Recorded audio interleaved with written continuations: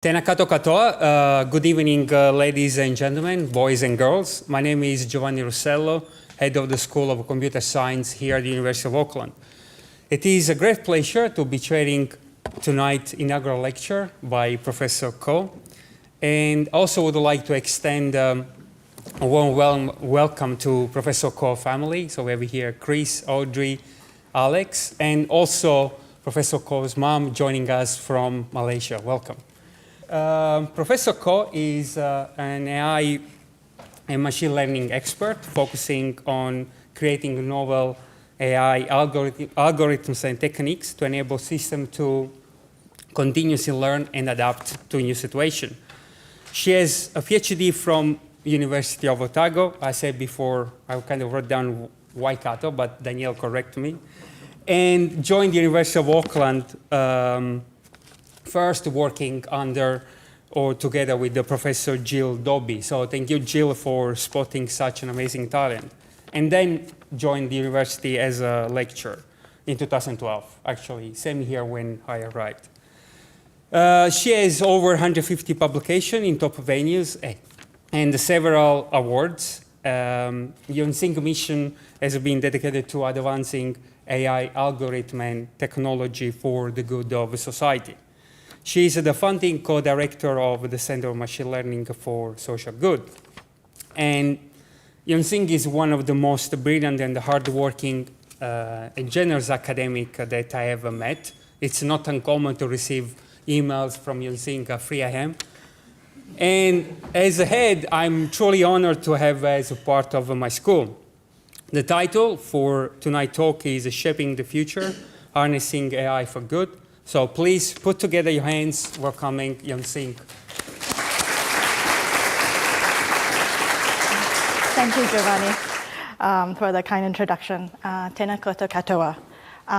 Good evening, everyone. I'd like to thank everyone for being here today. I'm really honored to be able to take this opportunity, not just to share my research I'm doing today, but the journey that brought me here. From the early moments that sparked my curiosity to the experience that shaped my life, I'll be discussing how these moments led me to the work I'm passionate about, AI for social good. So, as with all inaugural lectures, I'm going to give you a little bit about myself. I'm originally from Malaysia. I was born in Kuantan, and that's the little pin there is the location of my town that I was born in. This town is on the east coast of the peninsula of Malaysia. It's a town which has beautiful beaches. Both my parents were teachers. They taught math and physics at high school. And from a young age, I saw firsthand their passion for education and how tirelessly they worked to inspire their students. And their dedication left a mark in my life as well. So when they say your experience shaped your path, this is definitely true. So my dad received a scholarship to pursue his master's in education in Pittsburgh, and that was in 1984. I was 6, so now you guys know how old I am. The whole family moved to Pittsburgh. So the photo here you see is the photo that my dad took of us. And I am the one on the left, my sister is in the middle, and that's with my mom. We lived in Pittsburgh for 2 years. I also, like I mentioned, I have a brother. He's coming. He's not there yet. And this was particularly significant in my life because my dad also did some courses in computer science at that time. And it was the first time I've ever seen a computer lab at a university. So this was very inspiring to me. I got to use a computer, and it is a moment I'll never forget because they were rows and rows of great pinball machines. That's what I thought at that time. So when my parents returned to Malaysia, when the family went back to Malaysia, my parents had saved up money to buy us a piano. But instead, my dad got us an IBM 286. So this is a similar one that I had, and I would spend hours on it playing games. Now, it isn't a surprise when we all grew up. I'm on the far right, and my sister's in the middle, and then my brother. it wasn't a surprise that all three of us had somewhat of an interesting career choice. So I'm a computer scientist, and you've got two electrical engineers. So I think part of it is that exposure to computer and that passion that my dad had and showed us that computers were cool. Now, moving along ahead, there are certain moments in my life that I like to talk about. This is the school where I completed my Form 6, which is equivalent to year 13 here. So we took a national exam called STPM, which serves as an entrance exam to public universities in Malaysia. It is similar to the structure that they have in Cambridge A-levels. So while I was waiting for my results, I decided to take a job as a temporary teacher. So I was just out of school, high school. I took a job as a temporary teacher. I taught math to 13 and 14-year-olds. And the classes were organized based on grades, starting from class A, and you go down from there. I taught classes D and E. So on the first day I went in, I got so much advice on crowd control. In hindsight, this was a warning sign for me. So I taught a couple of months, and it was really challenging. But one of my most memorable experience was on my last day. So one of the class students came up to me to the staff room during recess. And they were like, oh, can you come back to class with us? And I went back with them. Surprisingly, what they had done was, they knew it was my last day, they bought a cake. And we had the cake together. But it wasn't cake, but some of them had come up to me afterwards. They said, thank you for caring, basically. And that was the moment that I knew that I was going to join academia. So fast forward, I went to University of Malaya. I did my bachelor's degree in computer science. And this was the graduation ceremony where my degree was conferred. The person that was conferring was His Royal Highness Sultan Nazrin Shah. At the time, he was representing his dad, the Royal Highness, the late Sultan Azlan Muhyiddin Shah, who was the Chancellor of the University of Malaya. So after completing my degree, I decided that I wanted to specialize. So I did a master's in software engineering. So after I did my master's in software engineering, I sort of thought, I actually have a propensity for research. I really like this. So what did I want to do? So I decided to delve deeper. So I searched around for what I wanted to do. So I knew I wanted to do a different type of research. I wanted to go into machine learning, basically. So I applied for a position in University of Otago, and I was fortunate enough to actually receive a scholarship. So I channeled my inner Kiwi and said, sweet, she'll be right, and jumped on a plane. So my PhD focused on machine learning, and that was in 2004, when I started. I was supervised by Richard O'Keefe and Nathan Roundtree. They were fantastic supervisors. And they started, then they taught me what research was in machine learning, and they actually taught me what a good supervisor should be in terms of, that was the first time I've actually sort of looked at what a good PhD supervisor should be. So 3 years later, this is the day I submitted my PhD for examination. I found a photo of it. And then I had a graduation ceremony. In that photo on the left, I don't remember what I did with my chocolate fish. For those who've graduated from Otago, when you submit your PhD for examination, you get a chocolate fish. I don't remember what I did to it. I think I ate it by this time. Now, the photo that you have in graduation, we walk down the procession. This is on Joy Street, and the person next to me is Nathan. He was my supervisor. He was my second supervisor. A month after this particular photo was taken, I was hired at AUT by Professor Albert Yip. I spent 3 years there teaching It was more of a teaching position. And then later, in 2010, Jill hired me as a research fellow. And this is where this became my family. So growing up in Malaysia, there's a couple of things. One thing that we face every day and experience, well, not every day, but some of the things that we experience is what we call flooding. So growing up in East Coast in Peninsula Malaysia, I experienced monsoon seasons everywhere. And it will rain for weeks on end. Most years, we face flood incidents, and this is a significant problem. And Malaysia and flooding is the most prominent natural hazard that Malaysia faces. Each year, approximately 28,000 square kilometers are inundated, and 4.82 million people are affected. So the damages can cause up to R1 billion, which you divide that by 3 for New Zealand, and that's yearly. So most Malaysians have one story related to flooding. And mine is one that's particularly memorable to me was one that occurred at school. I was a school kid, we were at school, and suddenly water started rushing into our classroom. And in a panic, we scrambled on chairs and then later on table to actually hoping that the water would go down. It might sound bizarre, but that was the reality of the situation that we lived in.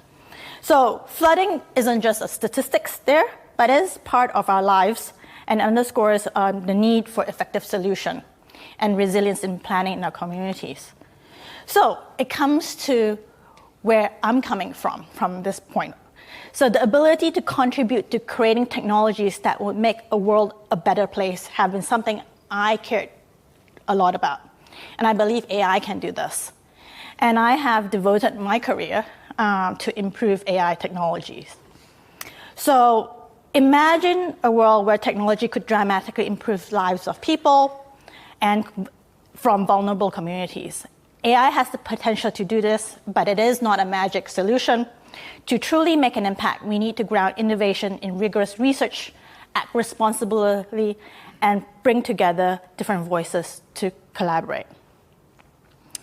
AI is already being used to further all 17 UN SDG goals, and from eliminating poverty to establishing sustainable cities and communities and providing quality education for all. AI has opened new possibilities, but the power also brings with it the need to assure it is harnessed and trusted and used in responsible ways, and the risks are monitored and managed actively to avoid unintended consequences. So, this comes to my next baby. Sorry, my kids are up front. This is my other baby, at work baby. So, in 2022, there was a call for centers.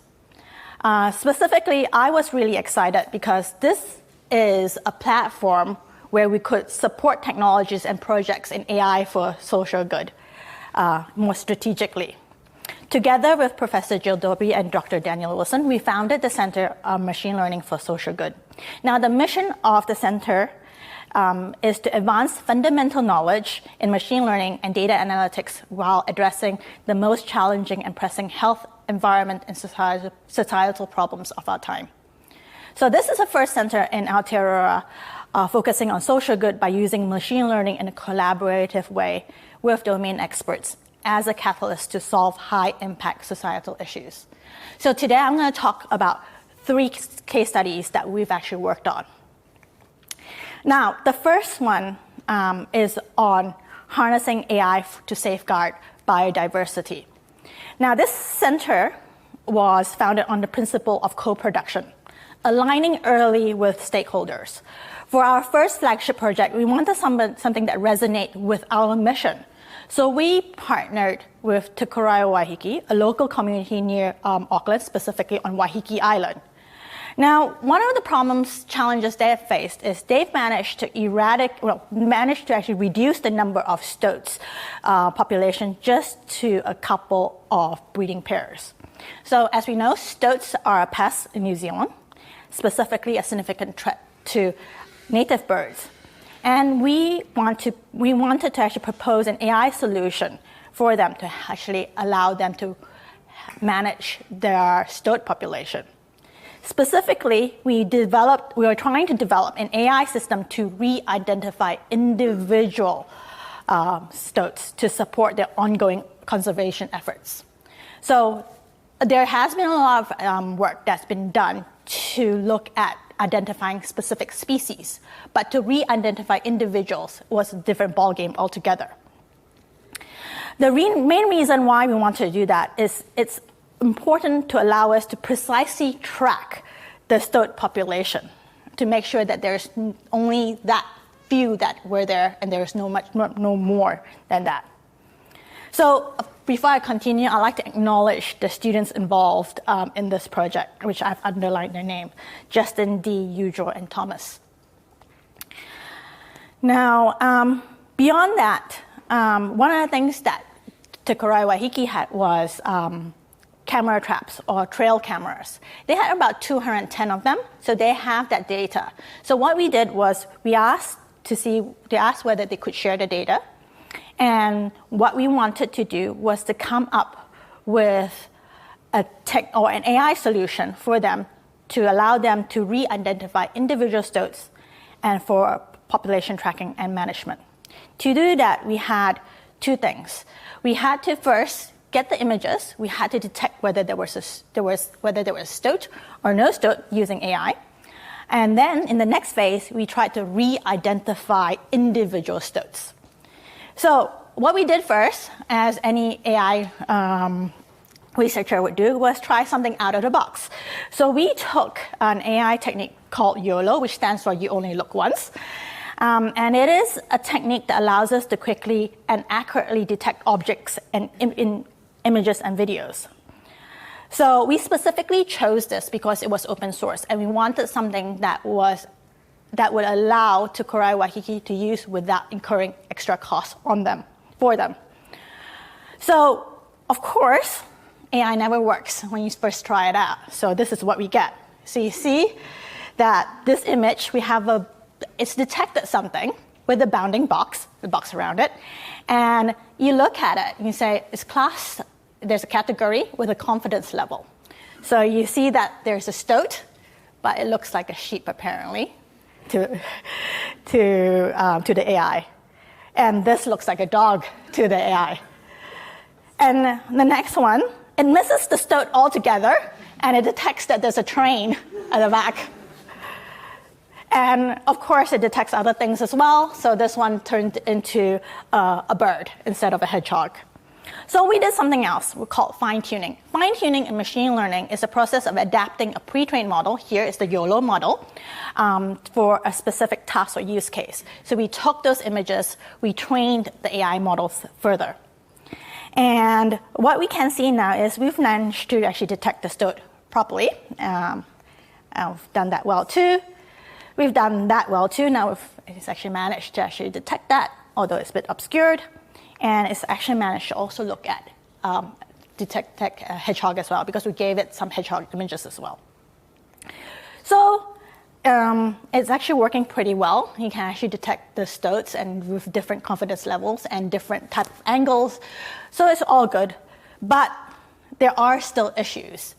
So when we realized that if the stoat was kind of obscured from a very different angle, this is an angle where we had it going, the camera was just facing down on it, at the back of his head.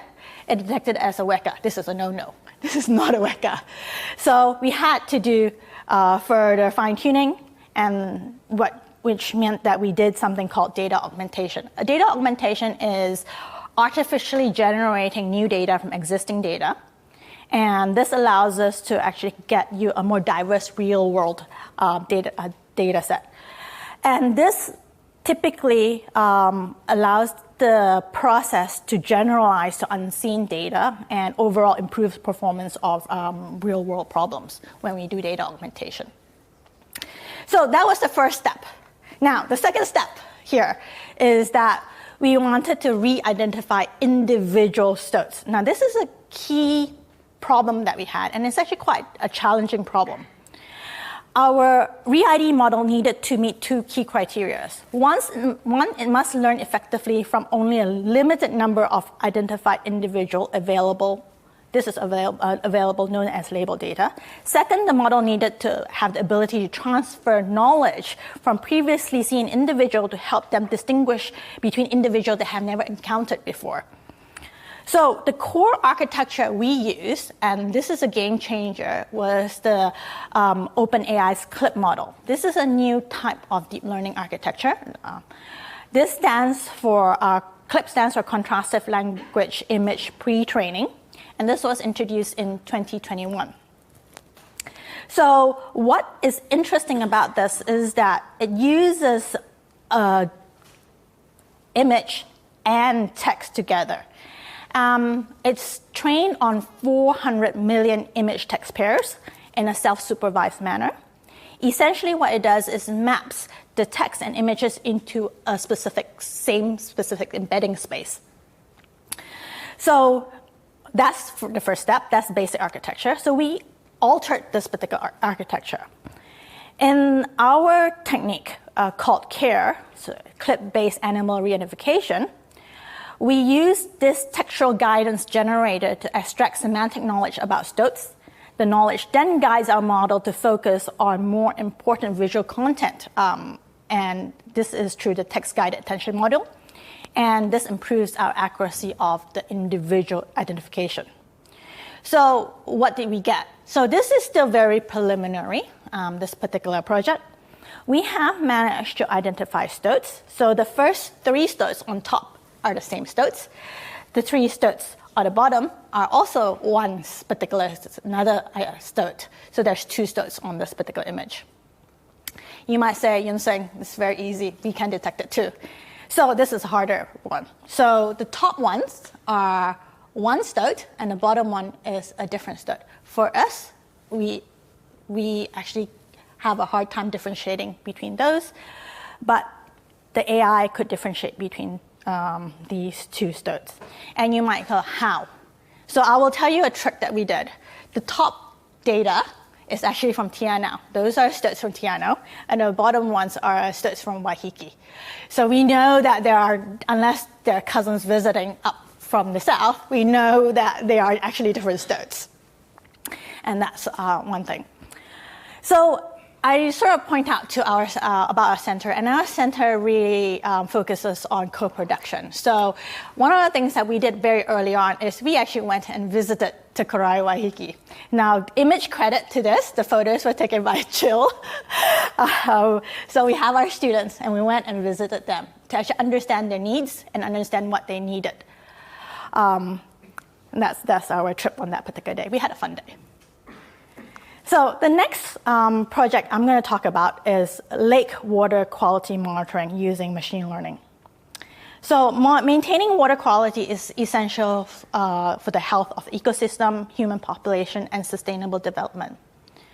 So this is not without, I specifically chose this example because it resonated with me.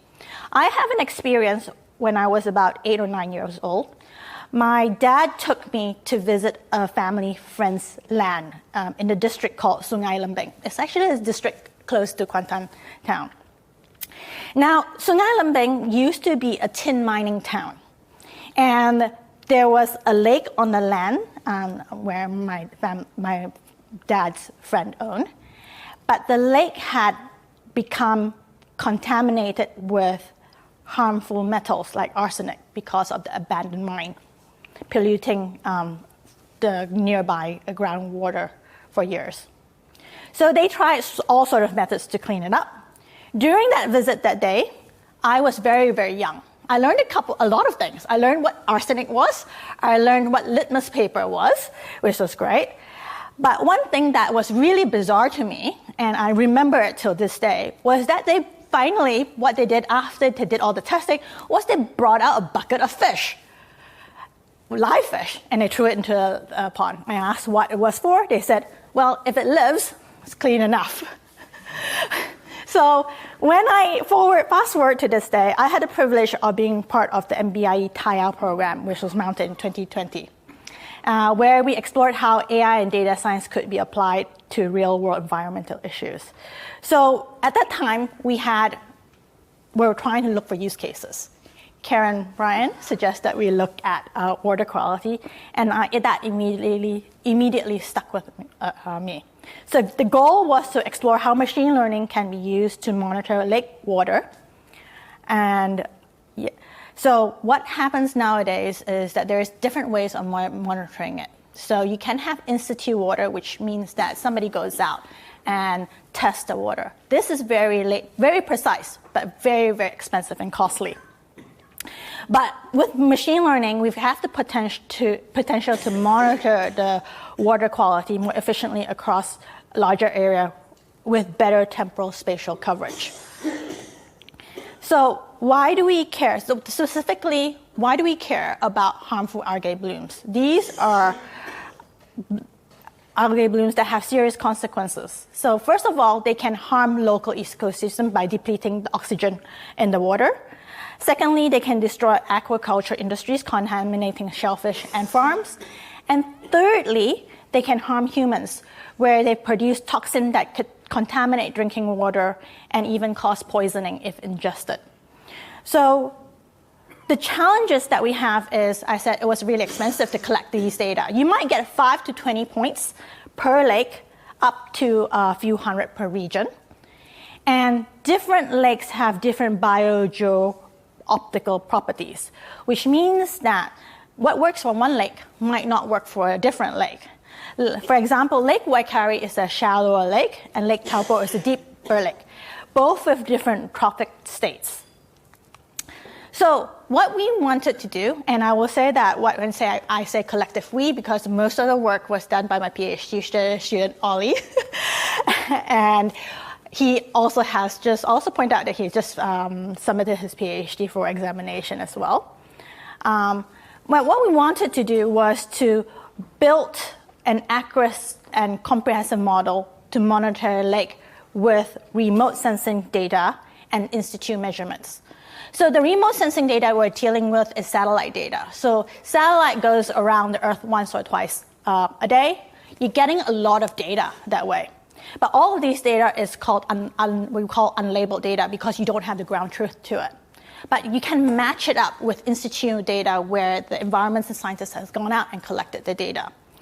So what this allows us to do is combine both remote sensing and institute data, and we can leverage the strength of both of these methods to generate a better model to predict what the water quality looks like and track changes across time. So one of the things that we did was we built this machine learning model called semi-supervised learning that leveraged the data from satellite and also institute data. And we called this Wasserstein-Passian regularization. And we applied it in a semi-supervised manner over a mixture density network. This is an ongoing case study. This was one of the earlier case studies that we did for Lake Waikari. So the shape of it changes a little bit because there's cloud coverage. We're trying to map the lake based on satellite imagery. And when the green means that it's okay, red means that it has a high chlorophyll concentration or as proxy to algae blooms. We actually were able to predict quite accurately the concentration levels, and we compared it against information that we had. So most of this, and there's one thing that I really appreciate with projects like this, and I'm really super happy with this particular project because it is all open source. Most of my projects are open source because I believe in collaborating with others. So if you want to look at more about this project, it's on the Tayao platform, and Tayao is a community website designed to bring environmental scientists and data scientists and academia together and to share resources and collaborate. Now, of course, it would be really amiss of me to actually not bring it full circle and talk about deep learning algorithms for downscaling extreme precipitation, considering flooding was where I started this journey on. So for the final case study, I'm going to talk a little bit about our deep learning algorithm for downscaling extreme weather precipitation. This was done last year by Thomas. He was a master's student at the time. Now he's a PhD student. In conjunction with NIWA, Nilesh Rampal and Peter Gibson from NIWA. And one of the things I'm going to talk about is how we develop a deep learning algorithm for downscaling extreme precipitation. So climate model, while essential for simulating future weather and climate conditions, often operates at a very coarse level. So these are insufficient for capturing local scale phenomenon. So especially extreme precipitation events like extreme rainfall. So one of the projects that we did was trying to look at global and regional climate models. And these models gives us a big picture view of precipitation patterns. But their resolution is often too coarse to be able to capture local variations, especially for extreme weather events like intense rainfall. So downscaling is a technique used to bridge this gap. It translates this coarse scale model data into high resolution data for local prediction. So typical downscale methods, while useful, often struggles to predict extreme precipitation due to the rarity and complexity of these events. So for example, normally current techniques such as regressive methods often overfits to underpredict high intensity extremes. So don't predict as much as it should be. Whereas while low intensity events are often over-predicted. So those are a problem. So to actually solve this, well, no, not really solve, to improve on this, we developed an ensemble-based algorithm called quantile regression ensemble. And what this does is it looks at disaggregating the precipitation intensities. So what we're doing is we're training a bunch of weak learners, or we're training a bunch of models for each of those quantiles and combining them together. Overall, it reduces the mean squared error by about 5%, which is actually pretty good. So that's the third project I have I've actually sort of mentioned. So there are a selection of other projects that we do in the center, and these, I'm going to mention some of our other AI for social good projects quite quickly. So alongside different collaborators, my students and I have been involved in various diverse projects focusing on assisting UN SDG goals. So we've worked on Our Voices, led by Kane, who is here today. And this project aims to understand the diverse experience of youth in Aotearoa to help improve policies and service for their well-being. We've also worked on personalized glucose level forecasting projects that uses AI to help with type 2 pre-diabetic to manage their health better. We've gone through focusing on extreme air quality events to enable quicker response to protect public health. We've completed a whole range of work. This is just a sample of the projects that we've been working on in the past 3 years. So some of the key takeaways going through all these type of projects. What did I actually learn from this?